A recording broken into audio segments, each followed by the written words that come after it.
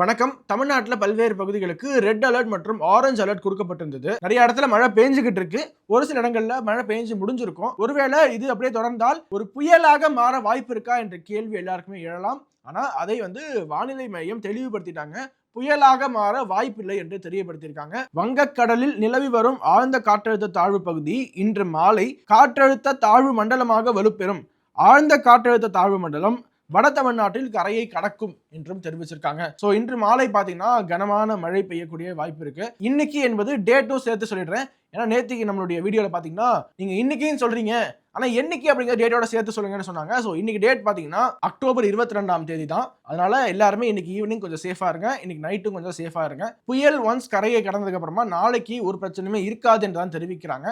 Tour போக நீங்க ரெடியா? Family tour, solo tour, adventure tour, group tour, office tour, school tour, honeymoon எந்த ட்ரிப்பா இருந்தாலும் ஃபேமஸ் ஸ்டார் டூரிசம் ஈஸியா அரேஞ்ச் பண்ணி தராங்க. Best packages, excellent service and full jolly எக்ஸ்பீரியன்ஸ்க்கு கேரண்டி.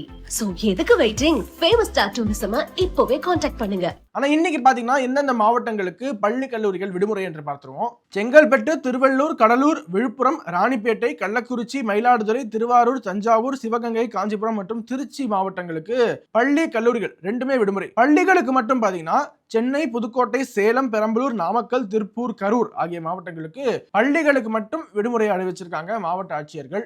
அப்படியே எங்கெங்க எவ்வளவு மழை பெஞ்சிருக்கு அப்படின்னு பார்த்துருவோம். நேற்று காலையில 8:30 மணிலேருந்து இன்னைக்கு அதிகாலை 5:30 மணி வரைக்கும் இந்த இடைப்பட்ட காலத்துல ஃபர்ஸ்ட் பாருங்க, கடலூர்ல 17.4 சென்டிமீட்டர் அளவுக்கு மழை பெஞ்சிருக்கு. புதுச்சேரியில 14.7 சென்டிமீட்டர், மேடவாக்கம் சென்னையில் இருக்கு இல்லையா, அது 11.8 சென்டிமீட்டர், நெற்குன்றத்துல 11 சென்டிமீட்டர், மதுரவாயல்ல 10.5 சென்டிமீட்டர், ராணிப்பேட்டை கலவை பகுதியில் 10 சென்டிமீட்டர் மழை, சாலி கிராமத்துல 9.5 சென்டிமீட்டர் மழை, நுங்கம்பாக்கம் சென்னையில 8.6 சென்டிமீட்டர்ஸ், தொண்டியில 6.5 சென்டிமீட்டர், பாம்பன் ராமநாதபுரத்துல 6.3 சென்டிமீட்டர் மழை பெஞ்சிருக்கு, பதிவாகி இருக்கு. புதுச்சேரியில தான் கடந்த 24 மணி நேரத்துல அதிகபட்சமான மழை பதிவாகி இருக்கு. 25 சென்டிமீட்டர் வரைக்கும் அங்க மழை பெஞ்சிருக்கு. ஸோ பரவலாக தமிழ்நாட்டினுடைய கடலோர மாவட்டத்திலேருந்து அங்க திருச்சி வரைக்குமே மழை பெஞ்சுக்கிட்டு இருக்கு என்பதுதான் நமக்கு நிறைய தகவல்கள் வருது. அதே மாதிரி நேற்று நிறைய வீடியோ சொல்லிட்டு வந்துச்சுங்க. சென்னையினுடைய பல பகுதிகளிலேருந்து வீடியோ எடுத்து போட்டிருந்தாங்க. தண்ணி தேங்கி நிற்குது, குளம் போல தேங்கி நிற்குது, மக்களுடைய இயல்பு வாழ்க்கை பாதிக்கப்பட்டிருக்கு என்று. இப்போ பார்த்தீங்கன்னா அரசாங்கம் அவங்க தரப்புல நேற்றுக்கு ஃபுல்லாவே துணை முதலமைச்சர் உதயநிதி ஸ்டாலின் அவர்கள் அவர் எல்லா இடத்துலையும் போய் ஆய்வு மேற்கொண்டு மணிக்கு ஒரு ட்வீட் ஒன்று போட்டிருந்தாரு. இந்த இடத்துல ஆய்வு மேற்கொண்டேன், அந்த இடத்துல ஆய்வு மேற்கொண்டேன். அதுக்கு ஒரு நாளைக்கு முன்னாடியே முதலமைச்சர் மு.க. ஸ்டாலின் அவர்கள் காணொலி காட்சி மூலமாக நிறைய பேரோட உரையாடினேன், நாங்க தயாராக இருக்கிறோம் என்று சொல்லியிருக்காங்க. ஆனா உங்களுக்கும் தெரியும், எனக்கும் தெரியும், இந்த அரசாங்கம் தயாராக இல்லை. மழை பெஞ்சதுக்கு அப்புறமா ஆய்வு செய்வது என்பது வேற. ஓகே, அது நீங்க செய்றீங்க, உங்களுடைய கடமை, பாதிப்புகளை போய் பார்வையிடுறீங்க, முன்னேற்பாடுகள் செய்திருக்காங்க என்று பார்க்கிறீங்க. ஆனா நாம மீண்டும் மீண்டும் கேட்பது, இந்த 4000 கோடி என்ன ஆச்சு? சென்னையில மழைநீர் வடிகால் பணிகள் எந்த அளவுக்கு நிறைவடைஞ்சிருக்கு? அதனுடைய ஒரு வெள்ளை அறிக்கை தாக்கல் செய்ய முடியுமா? சென்னை மக்கள் இப்போ இல்ல, ரொம்ப நாளாக கேட்டுக்கொண்டிருப்பது இந்த 4000 கோடி என்ன ஆச்சு? தமிழ்நாட்டில் அந்த துறை சார்ந்த அமைச்சர் ஒருத்தர் இருக்காரு, அவரை நீங்க யாராவது பாத்தீங்கன்னா அந்த கண்டா வர சொல்லுங்க மாதிரி தான் இருக்காரு. KKSR ராமச்சந்திரன் அவர்கள். ஏதாவது பேரிடர் என்றால் அப்பப்ப பிரஸ் மீட்ஸ்ல வருவாரு. அதை தவிர அவர் என்ன செய்யறாரு, என்ன நடவடிக்கை எடுத்தாரு, அவர் துறை சார்ந்த பணிகள் ஏதாவது செய்யறாரா இல்லையா எதுவுமே தெரியாம அவர் பாட்டு இருக்காருப்பா அப்படின்னு இருக்காரு. ஆனா உங்களுடைய துறை என்பது ரொம்ப முக்கியமான ஒரு துறை, மக்களுடைய உயிர் சம்பந்தப்பட்ட ஒரு துறை. எப்படி பள்ளி கல்வித்துறை வருங்கால இந்தியாவை உருவாக்குமோ அதே மாதிரி சுகாதாரத்துறை பல உயிர்களை காப்பாற்றுமோ, அசம்பாவிதத்திலிருந்து பல உயிர்களை பாதுகாப்பது KKSR ராமச்சந்திரன் அவர்களுடைய அந்த துறை தான். ஒவ்வொரு வீடியோவில் சொல்றதுதான் மீண்டும் சொல்றோம், இதற்காக தனியாக ஒரு குழுவை அமையுங்கள், நிறைய படித்தவர்கள், நிபுணர்கள் என்று எல்லாத்தையுமே கூட்டி வச்சு அவங்க டீட்டெயிலாக எல்லா இடத்துலையும் ஆய்வு செய்து ரிப்போர்ட் கொடுத்து அந்த ரிப்போர்ட்டை அது மேல படுத்து தூங்காம அதை செயல்படுத்துங்கள். எலெக்ஷனுக்கு இன்னும் ஒரு சில மாதங்களே இருக்கு, அதற்கப்புறமா உங்களுடைய ஆட்சி இருக்க போவதில்லை. மக்கள் மேல் அக்கறை இல்லாட்டியுமே ஒரு எலெக்ஷன் ஸ்டண்ட் ஆகவாவது இந்த அரசாங்கம் பேரிடர் மேலாண்மைக்காக அவர்கள் வேலை செய்தால் மக்கள் உங்களுக்கு கோவில் கட்டி கும்பிடுவார்கள். நிர்வாகம் என்பது வருமுன் காப்போம் என்று இருப்பதுதான் நிர்வாகம், வந்த பின் பார்ப்போம் என்பது கிடையாது. வந்ததுக்கு அப்புறமா நீங்க ரெயின் கோட்டை மாட்டிக்கிட்டு களத்துல போய் அங்க சரி இருக்கா, இங்க சரி இருக்கா, அங்க சாக்கடை அடப்பு இருக்கா அப்படின்னு பாக்குறது நிர்வாகம் கிடையாது. அது கையாளாகாதனம். ஓகே, அட்லீஸ்ட் அதாவது செய்கிறார்கள் என்று சந்தோஷப்படுக்கலாம். ஆனா செய்ய வேண்டியதற்கு நிறைய இருக்கின்றன. இந்த சென்னையில கூட பாத்தீங்கன்னா இந்த ஷோலிங்நல்லூர், ECR சைடு, இந்த லிங்க் ரோடு, இன்னும் வேளச்சேரி போன்ற பகுதிகளில் மக்கள் அதிகமாக அடர்த்தியாக வசிச்சுட்டு வராங்க. சென்னையை தாண்டி மற்ற மாவட்டங்களிலும் மழைநீர் வடிகால் பணிகள், பேரிடர் மேலாண்மை பணிகள் நிறைய மேற்கொள்ள வேண்டியது இருக்கு. ஒவ்வொரு வீடியோலையும் நாங்கள் இதுதான் சொல்ல போறோம். அதற்கான ரிசல்ட் இருக்குமோ இல்லையோ தொடர்ந்து அரசாங்கத்திற்கு கோரிக்கை வைப்பது, வலியுறுத்துவது எங்களுடைய கடமையினால தொடர்ந்து பேசிக்கொண்டே தான் இருப்போம். இதே வேளச்சேரியுடைய எம்எல்ஏ என்ன சொன்னார் ஞாபகம் இருக்கா? ஹசன் மௌலானா அவர்கள், காங்கிரஸ் கட்சியை சேர்ந்தவர். மக்கள்லாம் முடியல, ரொம்ப தண்ணி தேங்கி நிக்குது, எங்களை காப்பாத்துங்கன்னா, இல்ல அவ்வளவுதான் பண்ண முடியும், இதுக்கு மேல ஒன்றும் பண்ண முடியாது அப்படின்ட்டு அசால்ட்டா பேசிட்டு போனாரு. அந்த மாதிரி மெத்தன போக்கில் இருக்காதீர்கள். மக்கள் ரொம்ப நாளைக்கு சும்மா இருக்க மாட்டாங்க. மக்கள் உங்களை கேள்வி கேட்டு கான்ஃபரன்ட் பண்ண ஆரம்பிச்சா தலைதெறிக்க ஓடக்கூடிய நேரம் வெகு தொலைவில் இல்லை. திமுகனுடைய மக்கள் பிரதிநிதிகளோட இன்னைக்கு ஒரு கூட்டம், மிகப்பெரிய ஒரு கூட்டம் நடைபெற்றிருக்கு.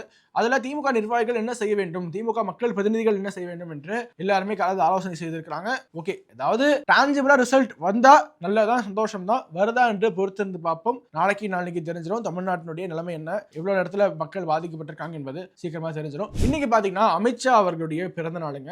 நம்மளுடைய சேனல் சார்பாக அமித்ஷா அவர்களுக்கு இந்தியாவுடைய உள்துறை அமைச்சர் மிகவும் சக்தி வாய்ந்த இடதுசாரி தீவிரவாதம், மாவோயிஸ்ட் டெரரிசத்தை இந்தியாவில் வேரோடும் வேரடி மண்ணோடும் பிடுங்கி எரிந்தவர் என்று சொன்னால் அது மிகையாகாது. அவ்வளோ நக்சல்வாதிகள் அவங்க ஆயுதங்களை சரண்டர் பண்ணி நாங்க சரண்டர் என்று மத்திய அரசாங்கத்துடைய காலில் விழுந்துகிட்டு இருக்காங்க. அப்படி இந்தியாவுடைய இரண்டாவது இரும்பு மனிதன் அமித்ஷா அவர்களுக்கு நம்முடைய பிறந்தநாள் வாழ்த்துக்களை தெரிவிச்சுக்கலாம். மோடி அவர்கள் இன்னைக்கு அடிச்சு ஆட முடியுதுன்னா அதுக்கு பின்னாடில இருந்து ஒரு சப்போர்ட் தேவை. அந்த சப்போர்ட் சிஸ்டமாக இயங்கக்கூடிய மோடி அவர்களுக்கு உறுதுணையாக இந்த தேசத்தினுடைய வளர்ச்சிக்காக பாடுபடக்கூடிய அமித்ஷா அவர்கள் இன்னும் பல்லாண்டு காலம் வாழ்ந்து இந்த தேசத்திற்காக உழைத்து எங்களுக்காக இன்னும் நிறைய நலத்திட்டங்களை கொடுக்க வேண்டும் என்று ஆண்டவனை வேண்டிக் கொள்ளலாம். அடுத்து ஒரு முக்கியமான நியூஸுங்க.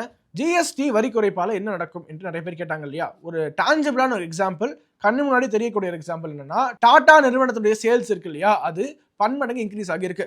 நவராத்திரியிலிருந்து தீபாவளி வரைக்கும் மட்டுமே 1 லட்சம் கார்ஸ் விற்பனை ஆகியிருக்கு. இது பண்டிகை சீசன் பிளஸ் ஜிஎஸ்டி வரி குறைப்பு ரெண்டும் சேர்ந்து அவ்வளவு கார்கள் விற்பனை ஆகியிருக்கு. இந்திய பொருளாதாரம் எவ்வளவு வைப்ரண்டாக வளர்ந்துகிட்டு இருக்கு, மக்களுடைய ஸ்பெண்டிங் கெப்பாசிட்டி எப்படி அதிகரிச்சுக்கிட்டு இருக்கு, இந்தியாவுடைய சராசரி வருமானம் எப்படி அதிகரிச்சுக்கிட்டு இருக்கு என்பது எல்லாத்துக்குமே ஒரு உதாரணம் இந்த சேல்ஸ். கார் சேல்ஸ் மட்டும் இல்லைங்க, இன்னும் நிறைய எலக்ட்ரானிக்ஸ் ஐட்டம், அன்றாடம் உபயோகிக்கக்கூடிய நிறைய பொருட்களுடைய விற்பனை அதிகரிச்சிருக்கு. ஸோ இதுதான் நரேந்திர மோடி அவர்கள் ஆசைப்பட்டது. இந்திய பொருள் நிறைய விற்பனை ஆக வேண்டும் என்று. ரீசெண்டா நிறைய இந்திய பொருட்கள், இந்தியன் மேடு பொருட்கள் நிறைய விற்பனை ஆகிட்டு இருக்கு. This is definitely good sign for Indian economy. பதிவோடு இறுதியாக உங்க வீட்டுக்கிட்ட மழை எப்படி இருக்கு, மழை நேற்றுக்கு எப்படி இருந்தது, இப்போ எப்படி இருக்கு, குறைஞ்சிருக்கா, தண்ணி தேங்கி நிற்குதா, எல்லாத்தையுமே கீழே கமெண்ட்ஸை சொல்லுங்க. அரசாங்கம் போதுமான முன்னேற்பாடுகளை செய்திருக்கிறாங்களா என்று நீங்க நினைக்கிறீங்களா, அதையும் கீழே கமெண்ட்ஸ் சொல்லுங்க.